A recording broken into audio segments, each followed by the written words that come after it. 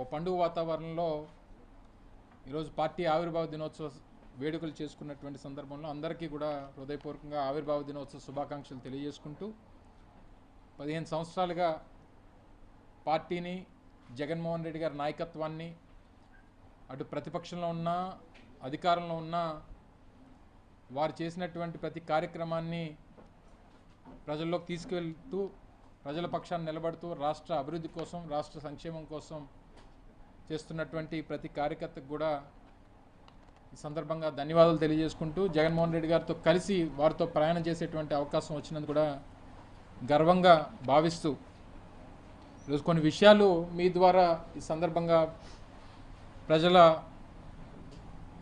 ప్రజలకు ఉన్నటువంటి కొన్ని అపోహల్ని ఈరోజు తెలుగుదేశం పార్టీ అధికార పార్టీలో ఉన్నటువంటి మిగిలినటువంటి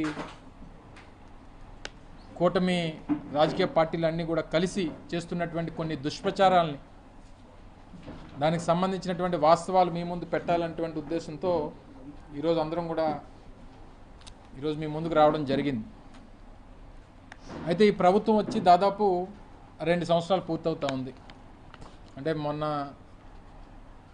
అనేక సందర్భాల్లో కూడా మాట్లాడడం జరిగింది. రేపు మార్చి 16వ తారీఖు వస్తే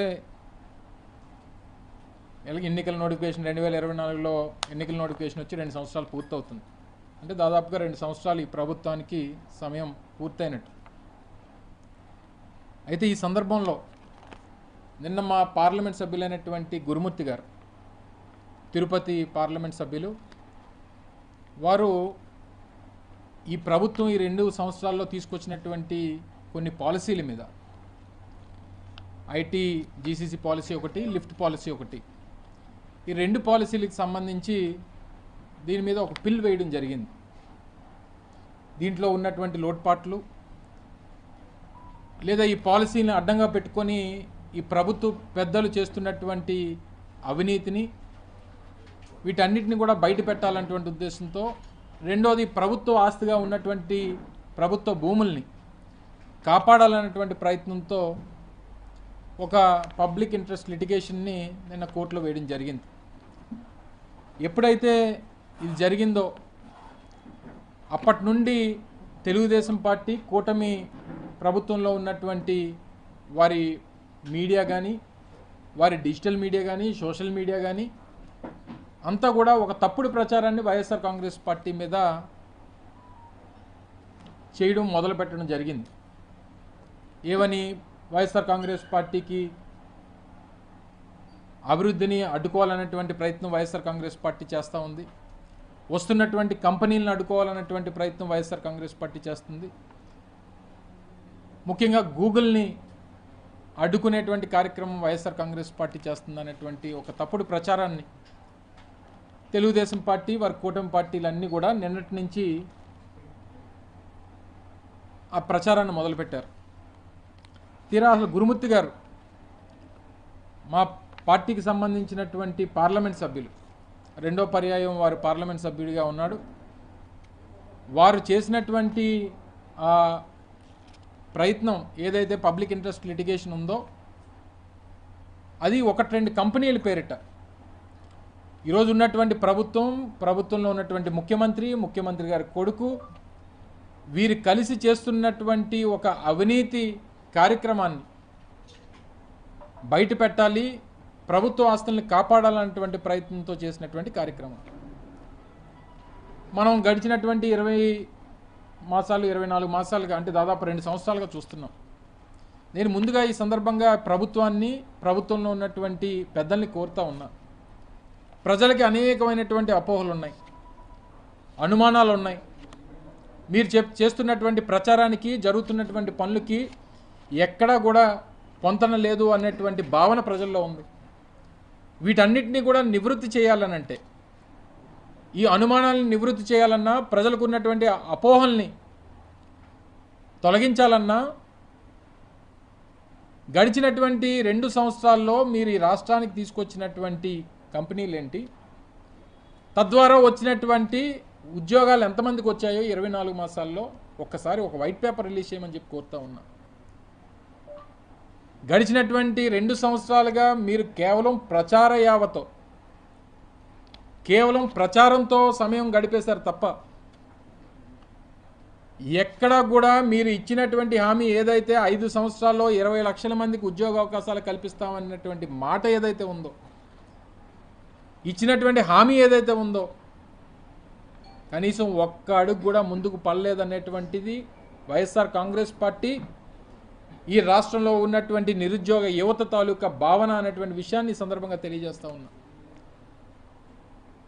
కానీ ప్రతి సందర్భంలో, ప్రతిరోజు, ప్రతి వేదిక మీద ఆ కంపెనీ, ఈ కంపెనీ, ఆ కంపెనీ అని చెప్పి లేనిపోయినటువంటి ఒక తప్పుడు ప్రచారాన్ని, ఒక పబ్లిసిటీని, మార్కెటింగ్ని తండ్రి కొడుకులు ఇద్దరు కూడా గడిచినటువంటి 2 సంవత్సరాలుగా చేస్తున్నటువంటి చూస్తూ ఉన్నాం. అసలు అదానీ డేటా సెంటర్ అనుబంధంగా గూగుల్ డేటా సెంటర్, దానికి తాలూకా బీజం ఎప్పుడు పడింది, సింగపూర్ నుంచి సబ్మెరైన్ కేబుల్ తీసుకురావడానికి గల ఆలోచన ఎక్కడ పుట్టింది, దానికి ఏ ప్రభుత్వం లేఖ రాసింది, ఇవన్నీ కూడా గతంలో జగన్మోహన్ రెడ్డి గారు ఒక పత్రికా సమావేశం పెట్టినప్పుడు కూడా ఆ వివరాలన్నీ కూడా ప్రజల ముందు పెట్టేటువంటి కార్యక్రమం చేశారు. 2021లోనే డాటా సెంటర్ విశాఖపట్నం కేంద్రంగా ఏర్పాటు చేయాలి, దానికి సబ్మెరైన్ కేబుల్ని సింగపూర్ నుంచి తీసుకురావాలంటే ఆ ప్రభుత్వంతో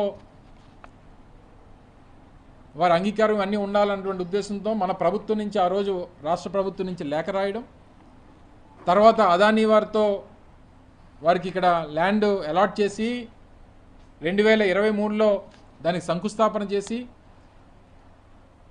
తద్వారా గూగుల్ ఈరోజు విశాఖపట్నానికి వారి డేటా సెంటర్ని ఏర్పాటు చేయాలని చెప్పి ముందుకొస్తే దానికి బీజం వేసింది వైఎస్ఆర్ కాంగ్రెస్ పార్టీ, జగన్మోహన్ రెడ్డి గారు.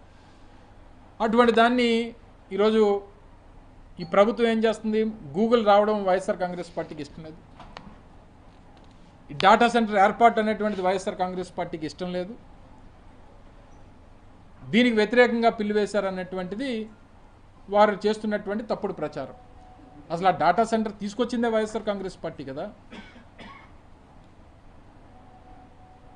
చెప్పనండి, ఆ పిల్లో మీరు చేసినటువంటి పాలసీల్ని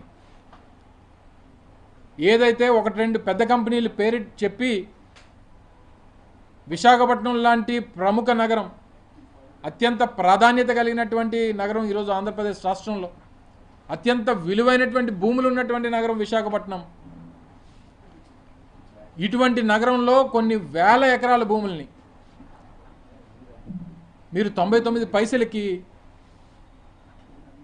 టీసీఎస్ఓ, కాగ్నిజెంటో లాంటి 1-2 పెద్ద కంపెనీల పేరిట